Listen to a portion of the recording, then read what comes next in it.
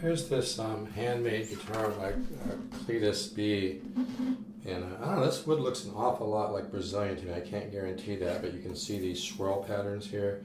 The back of the neck has got just unbelievable flame. This is really an interesting guitar. It's even got flame on the back of the headstock.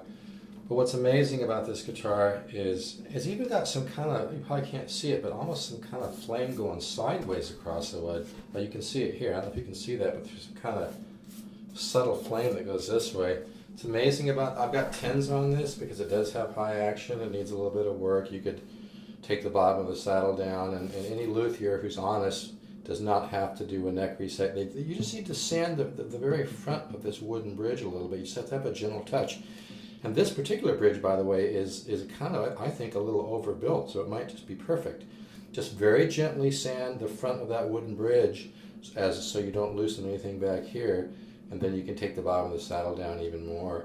Or you could have somebody, like I said in my ad, take these frets out and make this straighter. But this, I mean, listen to this. This is 10s on it, and I'm barely putting any pressure at all. Kind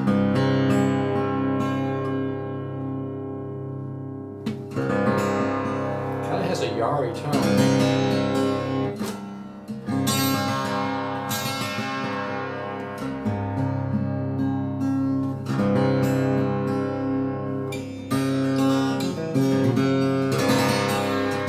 But it does need some work. It might be a great guitar for somebody for slide. But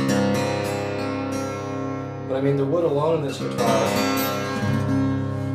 the wood alone is worth money. It's just got beautiful wood. You can see that wood on the back, and you can, you know, I'll see some stuff kind of going this way too.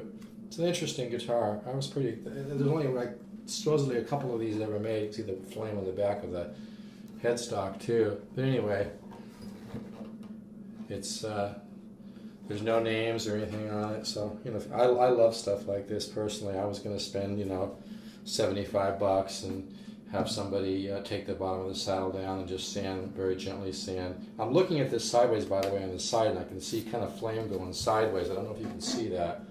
I think this is really good wood. I would say this wood's probably more like from the 50s.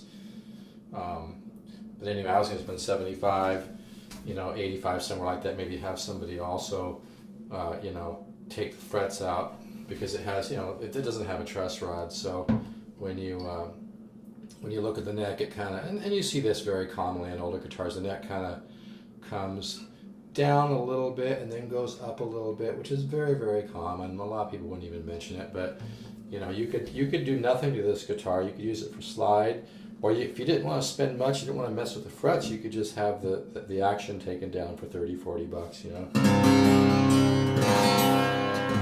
Let me just go a little closer, but yeah, this is a beautiful guitar. I'm going to miss it. Kind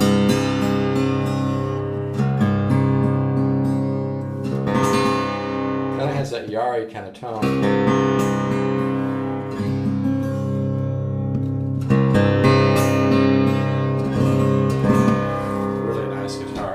I just love that wood on the back. It's got those kind of swirl patterns that remind me of Brazilian rosewood. I can't guarantee that. Sure looks like it to me though, but I can't guarantee that. But the back of the neck is just unbelievable with all this flame wood. If you can see that, the flame, get my hand out of the way, right? All this flame wood on the back of the neck. Yeah, it's a sweet handmade guitar. You'll never ever see one of these, I guarantee you. Never see one of these on eBay or anywhere, because he only made 2 or 3 of them. I think more like 2. Anyway, take care.